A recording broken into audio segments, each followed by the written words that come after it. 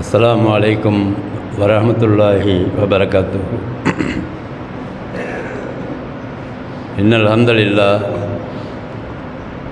நஹ்மதுஹு வ நஸ்தஈனுஹு வ நஸ்தக்ஃபிருஹு வ நு'மினு பிஹி வ நதவக்கலு அலைஹி வ நஊது பில்லாஹி மின் ஷுரூரி அன்ஃபுஸினா வ மின் ஸய்யிஆத்தி அமாலினா. மன் யஹ்திஹில்லாஹு ஃபலா முதில்ல லஹு வ மன் யுத்லில் ஃபலா ஹாதிய லஹு.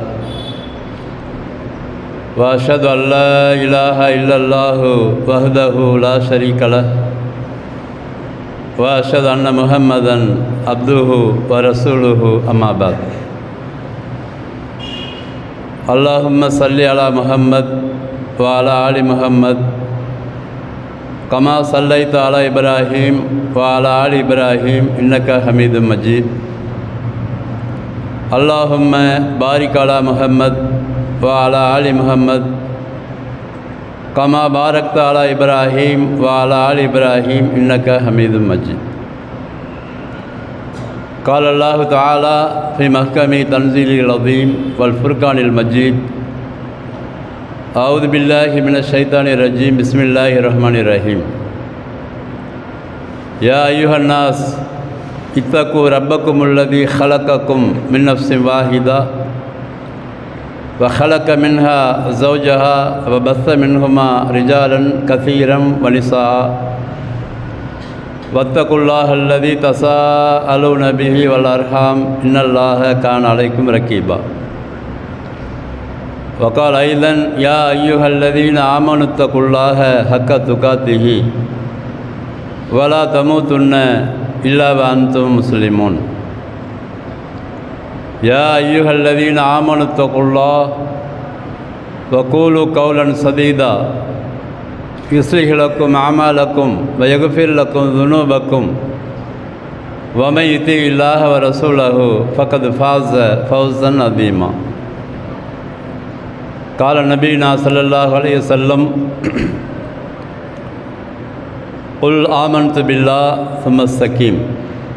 وقال أيضا صلى الله عليه وسلم إن أصدق الحديث كتاب الله وخير الهدي هدي محمد صلى الله عليه وسلم وشر الأمور محدثاتها وكل محدثة بدعة وكل بدعة ضلالة وكل ضلالة في النار. அளவற்ற அருளாளனும் நிகரற்ற அன்புடையனுமாகிய அல்லாஹுவின் பெயர் போற்றி ஆரம்பம் செய்கிறேன். சாந்தியும் சமாதானமும் கருணையும் நம் உயிரினும் மேலான ரசூலுல்லாஹி ஸல்லல்லாஹு அலைஹி வஸல்லம் அவர்கள் மீது ஏற்பட வேண்டும். இன்னும் அவர்களை தங்கள் வாழ்நாளில் அப்படியே பின்பற்றி வாழ்ந்த நபி தோழர்கள், அவர்களுடைய குடும்பத்தார்கள், இன்னும் மார்க்கத்தை, அதனுடைய சத்திய கொள்கையை, சரியான கொள்கையை மக்கள் மத்தியிலே பரப்பி கொண்டிருக்கிற உலமா பெருமக்கள், இன்னும் மார்க்க அறிஞர்கள், இன்னும் இங்கே வந்து சரியான நேரத்தில் வந்து அமர்ந்து முழுமையான கூலியை பெறுவதற்காக காத்திருக்கக்கூடிய நம் அனைவர் மீதும் அல்லாஹுவின் வற்றா பெருங்கருணை என்றென்றும் நின்று நிலவ வேண்டும் என்ற துவாவோடு இந்த ஜும்மாவுடைய முதல் உரையை ஆரம்பம் செய்கிறேன். கண்ணியமிக்க எல்லாம் அல்ல அல்லாஹ் சுப்ஹானஹு வ தஆலாவின் நல்லடியார்களே, சகோதரர்களே, சகோதரிகளே, இங்கே சொல்லப்படுகிற விஷயங்கள் எல்லாம் முழுக்க கற்பனை செய்யப்பட்டதல்ல. வல்ல ரஹ்மான் உலக மக்கள் அனைவருக்காகவும் இறக்கி அருளி இருக்கிற அல் குர்ஆனிலிருந்து சொல்லப்படுகிறது. அந்த அல் குர்ஆனை முழுமையாக நெறியாக ஏற்றுக்கொண்டு வாழ்ந்த நம் உயிரினும் மேலான ரசூலுல்லாஹி ஸல்லல்லாஹு அலைஹி வஸல்லம் அவர்கள் வாழ்ந்து காட்டிய முறைமை சொல்லப்படுகிறது. இந்த செய்தி எங்கெல்லாம் கிடைக்கிறதோ அங்கெல்லாம் நாம் ஏனோ தானோ என்று அந்த செய்தியை கேட்கக்கூடாது. ஏதோ வந்தோம், ஒரு இடம் கிடைச்சிது, சாஞ்சிக்கிட்டு உட்கார்ந்தோம், பேசி முடிச்சிடுவார், தொழுதுட்டு போனோங்கிற இல்லாமல் வந்த இடத்துல என்ன கிடைத்தது, என்ன மெசேஜ் கிடைத்தது நமக்கு. அவர் சொல்லுகிற மெசேஜ் சரியா தப்பா? அவர் எங்கேருந்து சொல்லுகிறார்?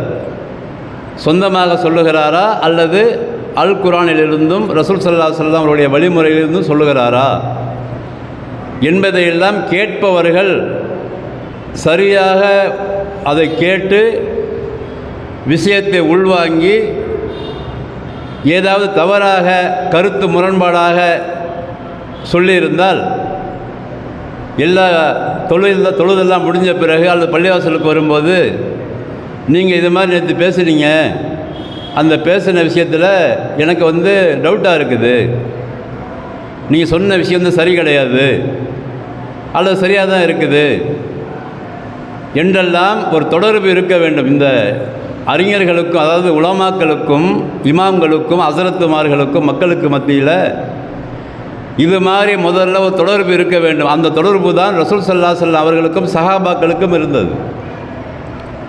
ரசூலுல்லாஹி ஸல்லல்லாஹு அலைஹி வஸல்லம் அவர்கள் மிம்பர் மீது ஏறி உட்கார்ந்த பிறகு பிலால் ரலியல்லாஹு அன்ஹு அவர்கள் வாங்க சொல்வார்கள். அதற்கு பிறகு நான் ஓதிய இந்த வசனத்தை எல்லாம் ரசூல் ஸல்லல்லாஹு அலைஹி வஸல்லம் ஓதுவார்கள். அதற்கு பிறகு பேச ஆரம்பிக்கும் பொழுது அவர்களுக்கும் கேட்பவர்களுக்குமான தொடர்பு லைவாக இருந்தது.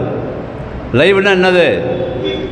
அந்த வார்த்தையுடைய வீரியமும் சொல்லுகிற கருத்தும் கேட்கின்ற அந்த மனப்பக்குவமும் லைவாக இணைக்கப்பட்டிருந்தது.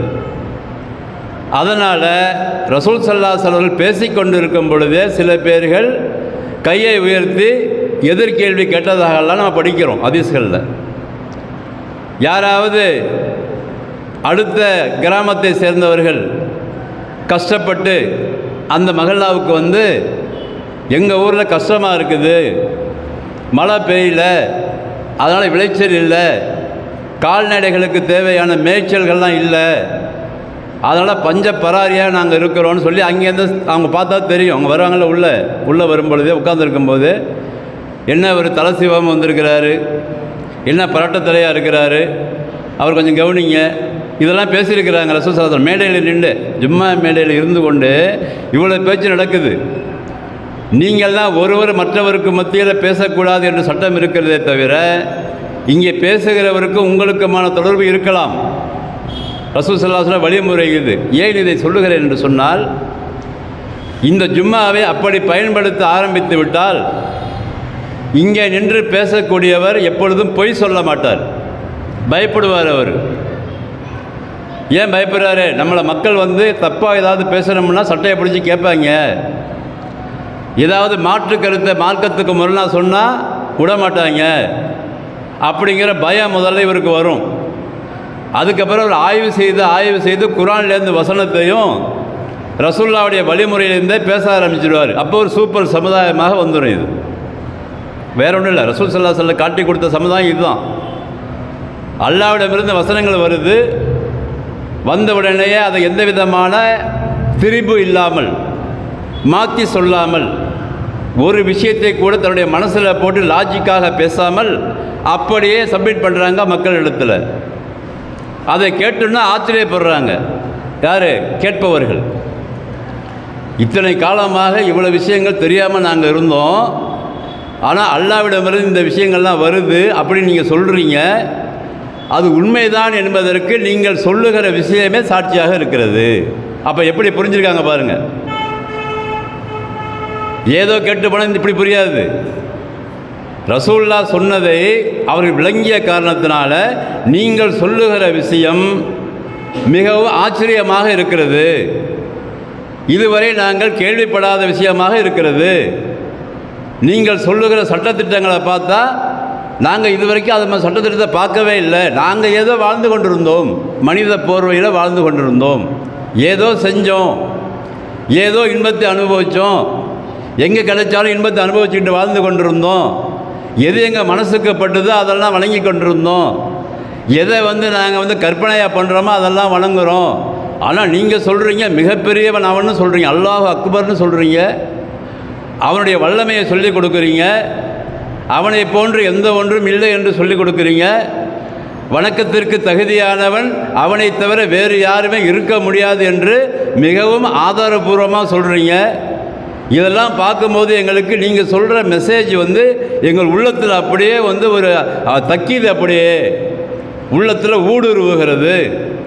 ஊடுருவி பார்த்து நாங்கள் கம்பேர் பண்ணி பார்க்குறோம். நாங்கள் ஏற்கனவே வாழ்ந்த அந்த வாழ்க்கை முறையையும் நீங்கள் சொல்லுகிற இந்த விஷயத்தை பார்த்தா எங்களுக்கு பிரம்மாண்டமாக இருக்குது. நீங்கள் பேசுகிற பேச்சாக இருக்கட்டும், நீங்கள் சொல்கிற கருத்தாக இருக்கட்டும், நீங்கள் எங்களோட பழகுகிற முறையாக இருக்கட்டும், நீங்கள் சொல்லுகிற செய்தியாக எந்த செய்தியாக இருந்தாலும் அவைகளெல்லாம் இதுவரை நாங்கள் பார்க்காத, அனுபவிக்காத, செய்யாத, கற்பனை கூட பண்ண முடியாத அளவிற்கு விஷயங்களை சொல்லுகிறீர்கள் யார் ரசூலுல்லாஹ். அதனால் நீங்கள் சொல்லுங்கள், நாங்கள் கேட்குறோம். அதில் டவுட்டு வந்தாலும் நாங்கள் உங்கள்கிட்ட கேட்டுக்கிறோம். இப்படி வந்து அண்டர்ஸ்டாண்டிங் இருந்தது. அவங்களுக்கும் சஹாபாக்களுக்குமான அண்டர்ஸ்டாண்டிங் இப்படி தான், புரிதல் இப்படி தான் இருந்தது. அந்த புரிதலின் காரணத்தினால தான் சொன்ன மெசேஜை சரியாக புரிஞ்சுக்கிட்டு கரெக்டாக ரசூலுல்லாஹ் என்ன சொன்னாங்களோ அதை மாத்திரம் பின்பற்றினாங்க. அதான் ரீசன், வேறு எந்த ரீசனும் கிடையாது, எந்த காரணமும் கிடையாது. கரெக்டாக புரிஞ்சுக்கிட்டாங்க, சொல்கிற செய்தி உண்மைதான்னு விளங்கினாங்க. இந்த செய்தி இவரால் கற்பனை பண்ணி செய்ய முடியாதுங்கிற அளவிற்கு அவங்க வந்து அதில் வந்து ஆர்வம் செலுத்தினாங்க, சிந்தித்து பார்த்தார்கள்.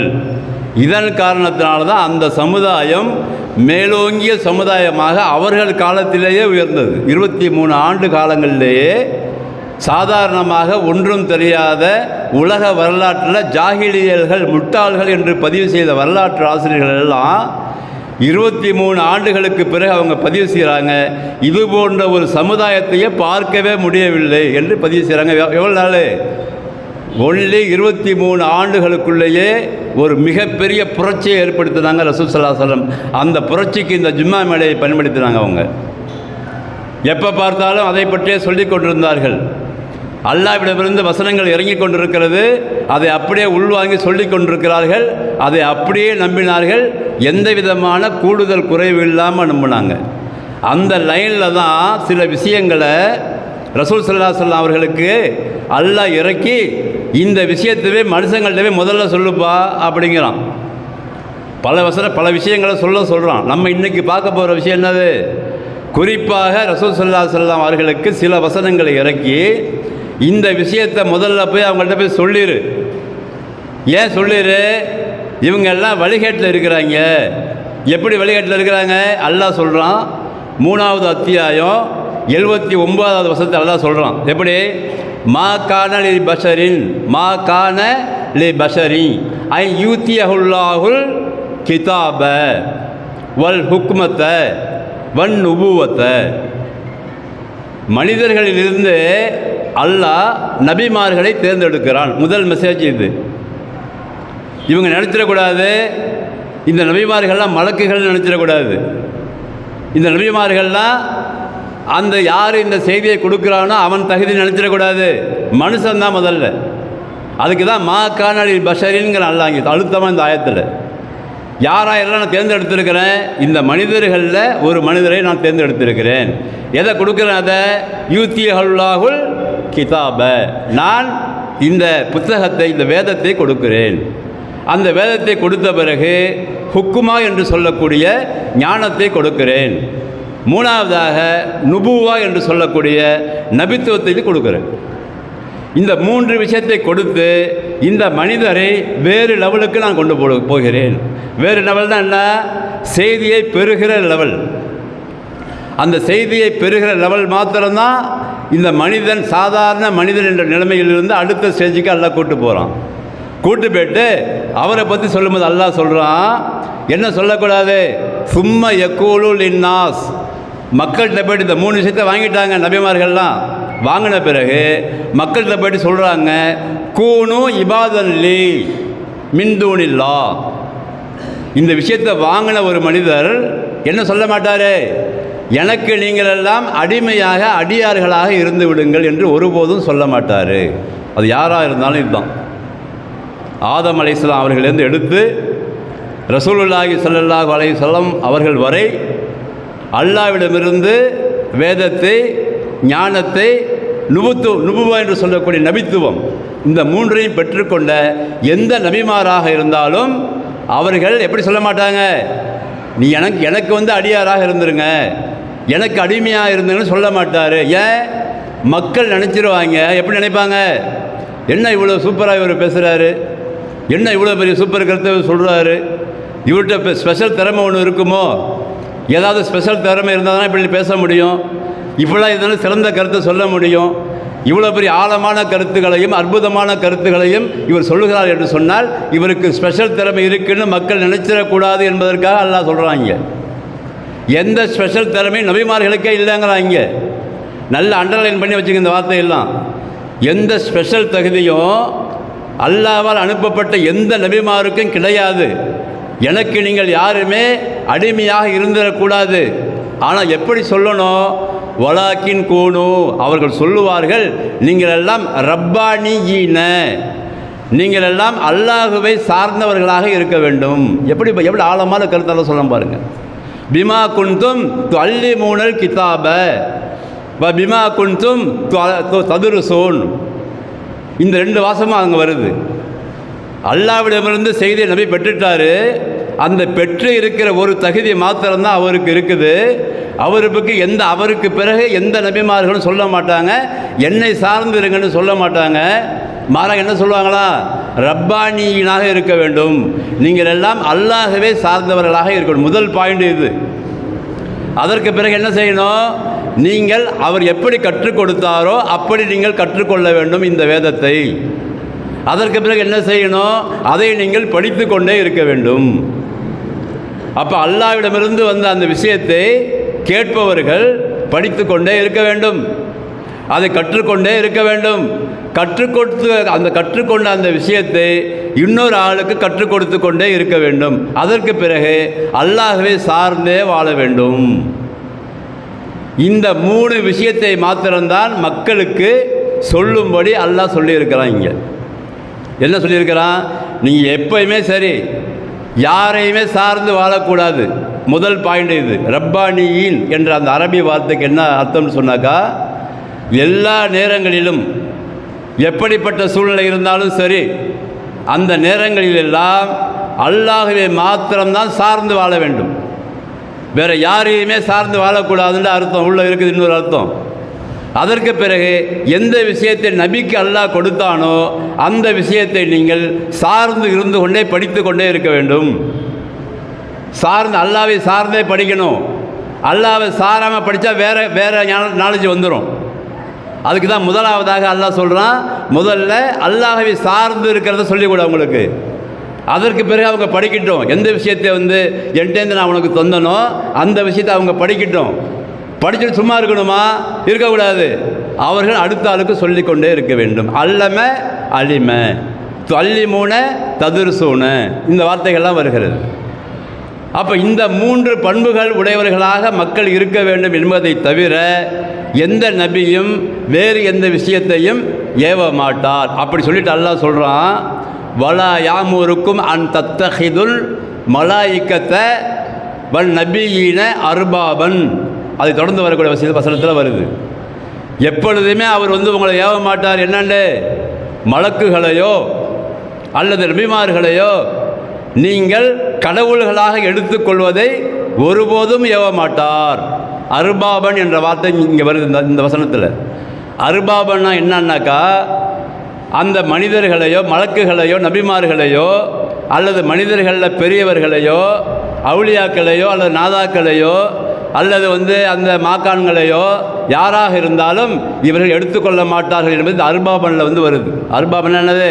அல்லாட்ட கேட்குற மாதிரி அல்லாஹ்வை சார்ந்து வாழுகிற மாதிரி ஒரு பாயிண்ட் ஆஃப் வியூ கூட உள்ளத்தின் அடித்தளத்தில் அணு அளவு கூட யாருக்கிட்டையும் அந்த எண்ணம் திரும்பி விடக்கூடாது, மலக்குகளையே எடுக்கக்கூடாது. இந்த வசனத்தில் எல்லாம் சொல்கிறான், வலா யாமுருக்கும் அன் தத்தஹிது மலாயிக்கத்தை வன் நபியின் அர்பாபா அப்படின்னு வருது இந்த வசனத்தில்.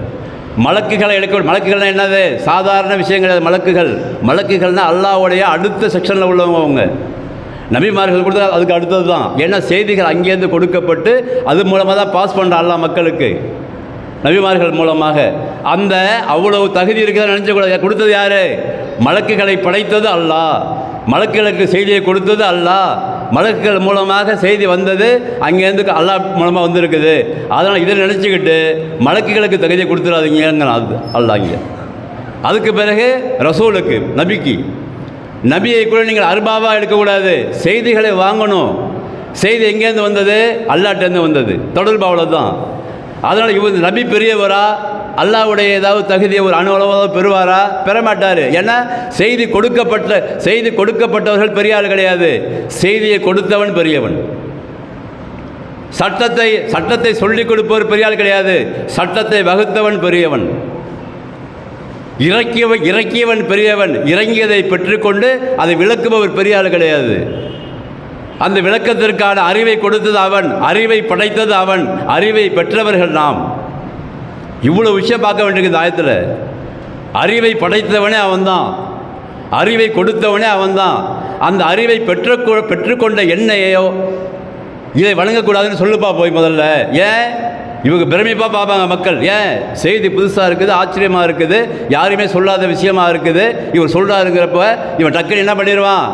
அல்லாஹ்வுக்கு இணை வைத்து விடுவான். அர்பாபன் என்று சொன்னால் அல்லாஹ்விடம் கேட்க வேண்டிய விஷயத்தை, அல்லாஹ்வை எப்படி நீ மனசில் ஒரு நம்பிக்கை வச்சிருக்கிறியோ அந்த நம்பிக்கையை மலக்குகள்கிட்ட வைக்கக்கூடாது, நபிமார்கள்ட்ட வைக்கக்கூடாது. அப்படி சொல்லிட்டு அல்லாஹ் ஒரு கேள்வி கேட்குறான். அடுத்ததா யாமுருக்கும் பில் குஃப்ரி, எப்பயாவது இவ்வளோ சூப்பர் விஷயத்தை சொன்ன ஒரு நபிமார்கள் உங்களுக்கு குஃபுரு என்று சொல்லக்கூடிய நிராகரிப்பை, காஃபிராக ஆகுவதற்கு ஏவுவாரா? அப்படி கேட்டு அல்லாஹ் கேட்குறான்.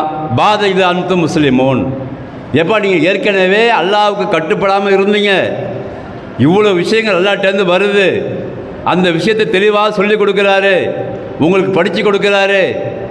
அதுக்கு பிறகு நீங்கள் முஸ்லீமாக ஆன பிறகு, முஸ்லீம் என்னது? அல்லாஹ்வுக்கு முழுமையாக கட்டுப்பட்ட ஒரு சமுதாயமாக ஆன பிறகு நீங்கள் மீண்டும் காஃபீராக ஆகிவிடுவீங்கள் என்று சொல்லி இந்த நபி உங்களுக்கு ஏவுவாரான்னு கேளுப்பா போய். எப்படி பாருங்கள், எவ்வளோ லைவாக இருக்குது பாருங்கள் விஷயம்.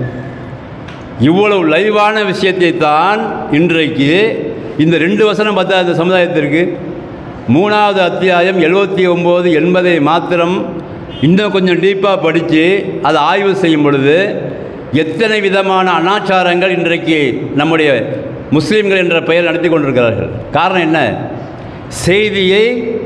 செய்தியை அந்த கேட்ட செய்தியை, பெற்ற செய்தியை அதனுடைய ஒரிஜினலை மக்கள்கிட்ட சொல்லலை. அதற்கு பிறகு இவர்கள் என்ன நினைத்தார்களோ அதை மக்கள் மத்தியில் விதைத்தார்கள், அதன் பக்கம் கூட்டத்தை சேர்த்தார்கள். அதற்கு பிறகு அந்த கூட்டத்தின் பக்கம் யாராருக்கெல்லாம் அவர்கள் சொல்லுகிற விஷயம் விளங்குகிறதோ அதன் பக்கம் சென்று கொண்டே இருந்தார்கள். அதனால் ஏற்பட்ட கூட்டங்கள் தான் நம்ம முன்னாடி பார்க்குற கூட்டம்லாம். நான் ஏற்கனவே பேசுகிறேன்ல, போன 2 வாரத்துக்கு முன்னாடி 200 கோடி 200 கோடின்னு. அந்த 200 கோடி முஸ்லீம்களில் இந்த கூட்டங்கள் இத்தனை கூட்டங்களாக பிரிஞ்சதுக்கு காரணம் என்ன? அல்லாஹ்வை நம்பலையா? அந்த 200 கோடி பேரும் நல்லா நம்புகிறாங்க, மறுமையை நம்பலையா? நம்புகிறாங்க எல்லாரும். ஆனால் எதை சரியாக சொல்லி அல்லாஹ்வோடு இணைத்தார்களோ ரசூல் ஸல்லல்லாஹு அலைஹி வஸல்லம் அவர்கள், அந்த இணைப்பில் இவங்க சரியாக இணைக்கவில்லை. இணைக்கின்ற விஷயத்தில் இவங்க சொந்தமாக கற்பனை பண்ணார்கள். கற்பனை பண்ணி யாராருக்கெல்லாம் இந்த அதிகமாக தகுதி இருப்பதாக இவர்கள் நினைச்சார்களோ, இன்னும் கொஞ்சம் நல்லா புரிகிற மாதிரி சொல்ல பாருங்கள். இப்போ நம்ம இங்கே உட்காந்துருக்கோம், இப்போ தொழுவத்துக்காக இப்போ ஒரு 200 பேர் இருப்போமா? 200 பேரில் சில பேர்கள் ஆரம்பத்தில் உட்காந்துட்டு திக்ர் பண்ணிட்டு உட்காந்துருப்பாங்க, அல்லாஹ்வை சுப்ஹான் அல்லாஹ், அல்ஹம்துலில்லாஹ், அல்லாஹ் அக்பர். சில பேர் 5 நேரம் தொழக்கூடியவர்கள் இருப்பாங்க இங்கே. சில பேர் சுன்னத்தை பேணக்கூடியவர்கள் இருப்பாங்க. அல்லாஹ்வோட தொடர்பு உள்ளவங்க இருப்பாங்க. அல்லாஹ்வோட தொடர்பு இருக்கும், ஆனால் இபாதத் செய்யாமல் இருப்பாங்க. ஆனால் யார் அதிகமாக இபாதத் செய்கிறார்களோ அவர்கள் மீது ஒரு கண்ணியம் ஏற்படும். சாதாரணமாக எல்லாருக்குமே சாதாரண சீக்கிரம் கரெக்டாக வந்துடுறாரு, பஜருக்கு கரெக்டாக இருக்கிறார், சுண்ணத்தை பேணுறாரு, அவர் பாட்டி ஒரு வேலையை பார்க்குறாரு, திக்ரு பண்ணுறாரு, எந்த இதுக்கும் போகலை. அப்படிங்கும்போது மக்கள் மீது என்ன ஆயிரும்? இந்த நல்ல மனுஷன் இவர் கரெக்டாக தொழுகிறாரு, திக்ரு செய்கிறாரு. அது மாதிரி செஞ்சால் நமக்கு என்னங்கிறேன். யார் இபாதத் செய்கிறாரோ, யார் சீக்கிரமாக பஜர் தொழுகிறாரோ, யார் திக்ரு செய்கிறாரோ, யார் சுண்ணத்தை பெறுகிறாரோ அவருக்கான கூலி அல்லாஹ்விடத்திலே கிடைக்கும். அந்த ஒரு ஆள் 2 ஆள் 3 ஆளை பார்த்துட்டு பாக்கி வராதவங்களுக்கு என்னங்கிற அவருக்கு ஒரு என்ன தொடர்பு இருக்குது? எந்த தொடர்பும் கிடையாது. ஒரே ஒரு அமலை கூட காலையில் சீக்கிரம் தொழுவட்டு தொழாதவர் பெற முடியாது. ஏன்? அல்லாஹ் சொல்கிறான், வலா வாசிரத்துன் விஸ்ர உஹ்ரா, ஒருவர் மற்றவருடைய சுமையை எப்படி சுமக்க முடியாதோ அது மாதிரி ஒருவர் மற்றவரிடத்திலிருந்து எந்த நன்மையும் பெற்றுக்கொள்ள முடியாது, பாஸ் பண்ண முடியாது. இதெல்லாம் இப்போ ஷேர் பண்ணுற விஷயம்லாம் கிடையாது. நன்மைகளாக இருந்தாலும் சரி, தீமைகளாக இருந்தாலும் சரி. அவர் செய்த நன்மை அவருக்கு, அவர் செய்த தீமை அவருக்கு. இந்த சமுதாயத்தை என்ன பண்ணிட்டாங்கன்னா, இந்த நம்ம திருப்பி திருப்பி அதை சொல்ல வேண்டியிருக்கு, இந்த முல்லாக்கள் என்ன பண்ணிட்டாங்கன்னா, யாரெல்லாம் அல்லாஹ்விட்ட நெருக்கமாக இபாதத்து செஞ்சாங்கல்ல, திக்ரு பண்ணாங்கல்ல, அவங்க என்ன பண்ணிட்டாங்க, இவர் அல்லாஹ்வுக்கு நெருக்கமானவர் போல இருக்குது. எப்படி இவங்களாம் ஒரு கற்பனை பண்ணாங்க, இவர் அல்லாஹ்வுக்கு ரொம்ப நெருக்கமானவர், நல்ல இபாதத்து கரெக்டாக பண்ணுறாரு, திக்ரு பண்ணுறாரு, மக்களுக்கு நன்மை செய்கிறாரு, அல்லாஹ்வின் பக்கம் அழைக்கிறாரு, ஏதோ ஒன்று சம்பவம்னு வச்சிங்களேன். இதை பார்த்துட்டு இன்னார், இதாவது கடை நூலூரை சேர்ந்த இன்னார், அந்த ஒரு பாபா வச்சிங்களேன், அந்த பாபா பேர் சொல்லிவிட்டு, இந்த பாபா இருக்கார்ல, இது அல்லாஹ்வுக்கும் அவருக்கு நெருக்கம் அதிகம், நல்ல மனுஷன், அதனால் என்ன பண்ணுங்க, அவரோட கொஞ்சம் கனெக்ஷன் வச்சுக்கோங்க. இப்படி கனெக்ஷன் வச்சிங்கன்னா அவர் என்ன பண்ணுவார், நீங்கள் நேராக கேட்காம அவர்கிட்ட போய் சொல்லி கேட்டாருனாக்கா அவர் உங்களுக்கு வாங்கி கொடுப்பேன். ஏன்னா அவர்கிட்ட தான் கனெக்ஷன் ரொம்ப இருக்குது. என்ன நினச்சிட்டாங்க மக்கள்னா, அவருக்கு அதிகமாக கனெக்ஷன் இருக்குது, நமக்கு கம்மியாக இருக்குதுன்னு நினச்சிட்டாங்க. இதுதான் தப்பு. இந்த கொள்கை இதுதான் வந்து மிகப்பெரிய கொள்கை போராட்டம். இது அல்லாஹுக்கு சுப்ஹானஹு வ தஆலா தான் படைத்த எல்லா படைப்பினங்களுக்கும் அவனுக்குமான தொடர்பு எல்லாருக்கும் இருக்கிறது. மனுஷனுக்கு மாத்திரம் இல்லை, அவனை தவிர உள்ள எல்லா படைப்பினங்களுக்கும் அல்லாஹ்வுக்கும் அதற்குமான தொடர்பு அல்லாஹ் வைத்திருக்கிறான். எல்லாவற்றிற்கும் உணவு தருகிறான், எல்லாவற்றையுமே வளர்க்கிறான், எப்பப்போ எதுக்கு என்ன வேணுமோ அனைத்தையும் கொடுக்குறான்.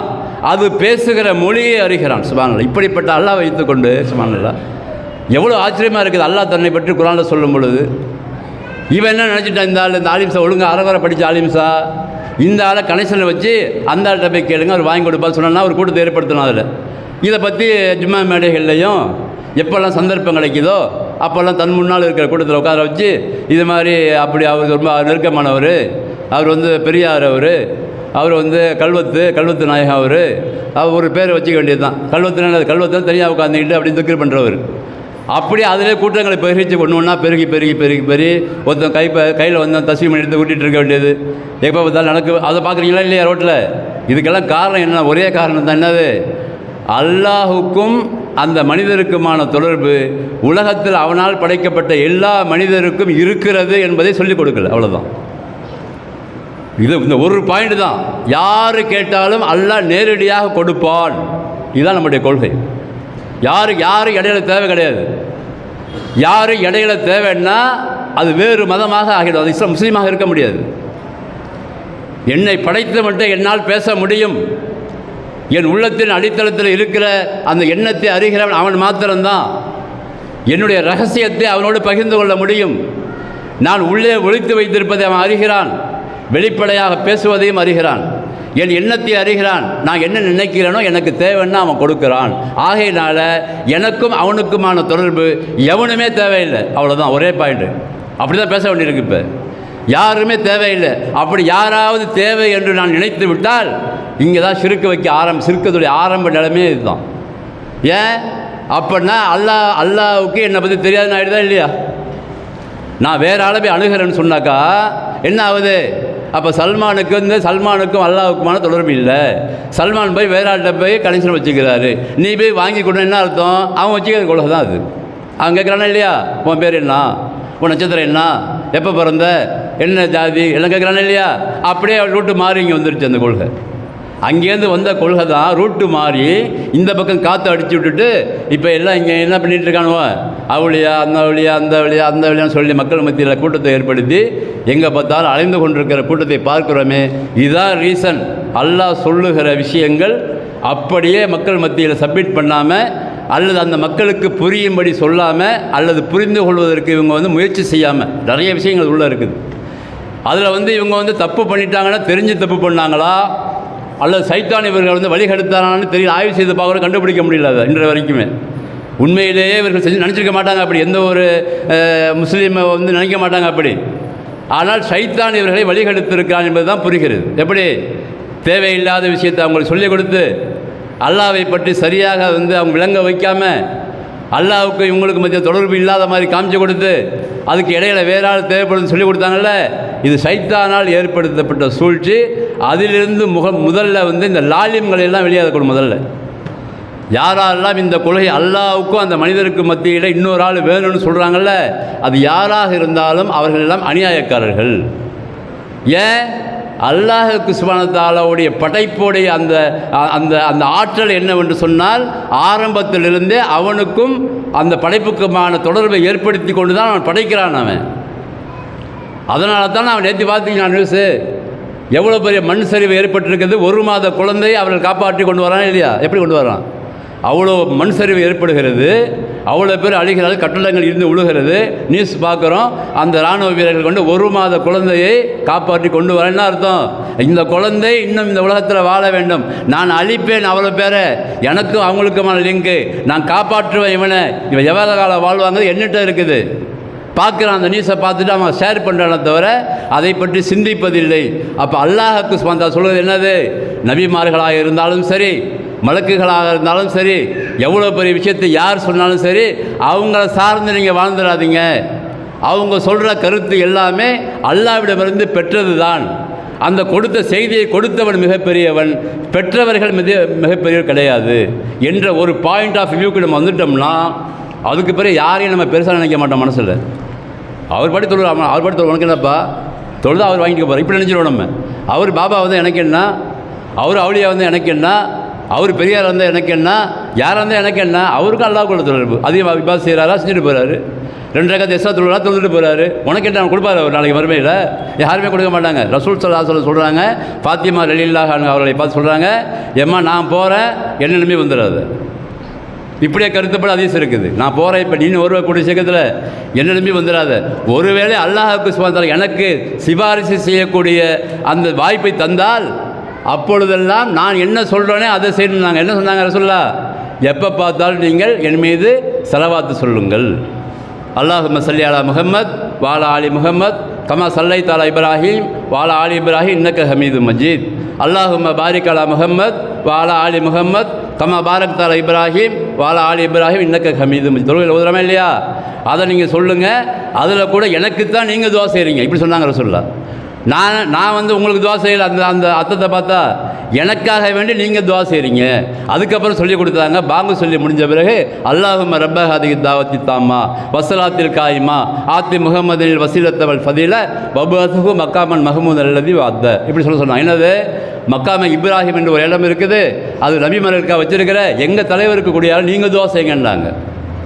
இவ்வளோ ஒரு அழகான வழிமுறையை வந்து ரசூலுல்லாஹ் போட்டு கொடுத்துட்டு எங்கேயுமே ஒரு சிறுக்கு கூட ஒரு பாயிண்ட் ஆஃப் வியூ கூட இருக்கக்கூடாதுன்னு சொல்லிட்டு போயிருக்கிறாங்க. உட்காந்துட்டு ஓத ஆரம்பிச்சுடுவாங்க. எல்லாம் பார்த்துங்க உங்கள் ஊரில் இப்போ வந்து ரபியுல் அவ்வல் வந்துச்சு இல்லையா? எல்லாம் கையில் பொட்டியும் கையில். இப்போ அந்த காலத்துக்கு இப்போ உங்கள் ஊரில் எப்படின்னு தெரியாது எனக்கு. எல்லாம் கிளம்பி என்னது மௌலது ஓத போகிறேன், அது ஓத போகிறேன், அந்த இது கிசா ஓத போகிறேன், பஸ்ஸா ஓத போகிறேன்னு சொல்லி ஓதி ஓதி ஓதி ஓதி நாசமாக்கி வச்சுருக்காங்க இந்த சமுதாயத்தை. அதனால் எனக்கு கோபமாக வருது. இது சொல்லி தான் வேண்டியிருக்கு இந்த மாதத்தில். சரியா? அப்போ அதனால் என்ன சொல்லப்படுது? அதாவது கருத்து நல்லா இருந்தால் கூட சரி ஏதோ சொல்கிறாங்கன்னு சொல்லிட்டு ரசூலுல்லாஹ் சொன்னாங்க, என்ன புகழாதீங்கன்ட்டாங்க அவங்க ஒரே வார்த்தை. இவன் புகழாம் அந்த சம்சா, அந்த கமரு, அந்த கஃபாரு, அந்த இது என்ன நம்மளுக்கு தான் அரபி தெரியாதுல்ல. என்ன சொல்கிற அந்த கஃபார்னா அர்த்தம்? பாவத்தை நீங்கள் தான் மன்னிப்பீங்க. யார்கிட்ட போய் கேட்க சொல்கிறான்? ரசூலுல்லாஹ்ட்ட போய்ட்டு சுப்ஹானல்லாஹ். ரசூலுல்லாஹ் சொல்கிறாங்க, லை யுஜீரனி மினல்லாஹி அஹத் சொல்கிறான் போய் குர்ஆன் வசனம் ஜில்ல வருது. எனக்கு ஏதாவது தீங்கு ஏற்பட்டாலும் என்னை காப்பாற்றவர் அவனை தவிர வேறு யாரும் இல்லை. வலன் அஜித மின்தூணிகி முல்தஹதா, அவனை தவிர ஒதுங்குமிடம் எனக்கு கிடையாது. அவன்கிட்ட தான் நான் போயாகணும். எனக்கே அந்த நிலைமைப்பா. என்கிட்ட பார்த்து கேட்குறீங்க? லா அம்லிக்குள்ளக்கம் லர்ரம் வலா ரஷதா குர்ஆன் வசனம் இதெல்லாம் நான் சொல்கிறதெல்லாம். எனக்கு ஒரு நன்மையோ தீமையோ பெறுவதற்கு சக்தி கிடையாது எனக்கு. உனக்கு எப்படி நான் செய்வேன் போய் சொல்லுப்பாங்கிறான்ல. எங்கெங்கே ஓடுது சமுதாயம். காரணம் என்ன? நெருங்க வேண்டிய இடத்துல நெருங்கலை, தெரிந்து கொள்ள வேண்டிய சப்ஜெக்டை தெரிந்து கொள்ளலை. அதனால் இது தூரமாக இருக்குது அல்லாஹ்வை விட்டு. அல்லாஹ்வின் நம்பிக்கை இருக்குது. அந்த நம்பிக்கையை சரியாக வைக்க வேண்டும் என்று அல்லாஹ் சொல்லுகிறான். அந்த நம்பிக்கையை சரியாக வைக்காமல் காலமுள்ளா வாழ்ந்துட்டு போயிட்டோம்னாக்கா அதனால தான் இங்கே அல்லாஹ் கேட்குறான், குஃப்ருங்கிறான்ல. அந்த வார்த்தையை போடுறான். உங்களுக்கு அறியாமையே குஃப்ரில் இருந்தாதீங்கப்பா, யோசனை பண்ணிங்கன்னு சொல்லி அல்லாஹ்வுக்கு நபிமார்களுக்கு சொல்லுகிறான். இந்த செய்தியை தான் இன்றைக்கு நம்ம எங்கே போனாலும் சொல்லிக்கிட்டே இருக்கணும், யார்கிட்ட இருந்தாலும் சரி. ஏன்னாக்கா இந்த பாவத்தை வந்து அல்லாஹ் மன்னிக்க மாட்டான் எப்பயுமே. பாக்கி பாவத்தை ஒருத்தன் வந்து இப்போ மோசமாக இருக்கான்னா கூட சரி, ஒரு கட்டத்தில் அவன் தெரிஞ்சு கூட வந்துடுவான், அல்லாஹ் மாற்றிடுவான்னு வச்சுங்க. ஆனால் ஷிர்க் என்ற சொல்லக்கூடிய மாபாதக செயலை அல்லாஹ்வுக்கு அந்த மனிதனுக்குமான தொடர்பை யார் துண்டிக்கிறானோ அவன்தான் மிகப்பெரிய அநியாயக்காரன் என்று அல்லாஹ் பல இடங்களில் பதிவு செய்கிறான். இந்த ஒரு மெசேஜ் எடுத்துக்கிட்டு நீங்கள் வெளியே போகும்போது தொழுதுட்டு போகும்போது இங்கே பேசின விஷயங்கள் ஒரே ஒரு மெசேஜ் தான் சொல்லியிருக்கிறேன். என்னது?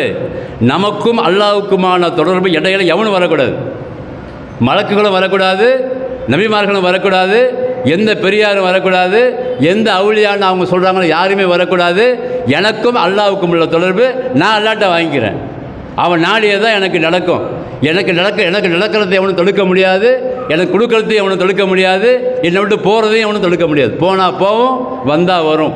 அவன் நாடினால் நடக்கும் என்ற அந்த ஒற்றை ஈமான் தான் நம் உள்ளத்தில் வர வேண்டியது. அதற்கு பிறகு அமல்களில் கொஞ்சம் கூட கூட அல்லாஹ் வந்து மன்னிச்சுட்டு போயிடுவான். ஆனால் சிறுக்கு என்ற இந்த மாபாதக செயலை விட்டும் நாமும் ஒதுங்கி கொள்ள வேண்டும். நம்முடைய குடும்பத்திற்கு இதை போதித்து கொண்டே இருக்க வேண்டும். நம்முடைய சமுதாயத்துக்கு சொல்லிக்கொண்டே இருக்க வேண்டும். சப்ஜெக்ட் பழசு கிடையாது, இதை புதுப்பிச்சு கொண்டே இருக்கணும். கியாமத்து வரைக்கும் இந்த சப்ஜெக்ட் தான் இருக்கணும். எல்லாருக்கும் சப்ஜெக்ட் பழசு இல்லை, இதுதான் ரீனியூவல் செய்யப்பட்டு கொண்டே இருக்க வேண்டும். எங்கே போனாலும் இதை தான் பேச வேணும். நாமும் அந்த மனதை நமக்கும் அல்லாஹ்வுக்கும் உள்ள தொடர்பை கரெக்டாக வைத்து கொள்ளணும். இடையில யாருக்குமே நம்ம இடம் கொடுத்துக்கூடாது என்ற மெசேஜை சொல்லி அந்த உள்ளத்தை அல்லாஹ் சுப்ஹானஹு வ தஆலா எனக்கும் உங்களுக்கு தந்து அருள் புரிய வேண்டும். அல்லாஹ்வுக்கும் நமக்குமான நெருக்கத்தை அல்லாஹ் அதிகமாக ஏற்படுத்த வேண்டும்.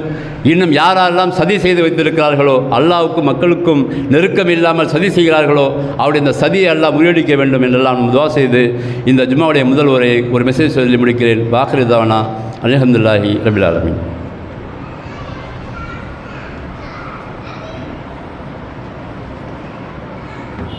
அல்ஹம்துலில்லாஹி ரப்பில் ஆலமீன் வலாக்கிவத்துல் முத்தகீன் வஸ்ஸலாத்து வஸ்ஸலாமு அலா ரசூலில்லாஹி ஸல்லல்லாஹு அலைஹி வஸல்லம் வாலிஹி வஸ்ஹாபிஹி அஜ்மாயின். அம்மா பாத்.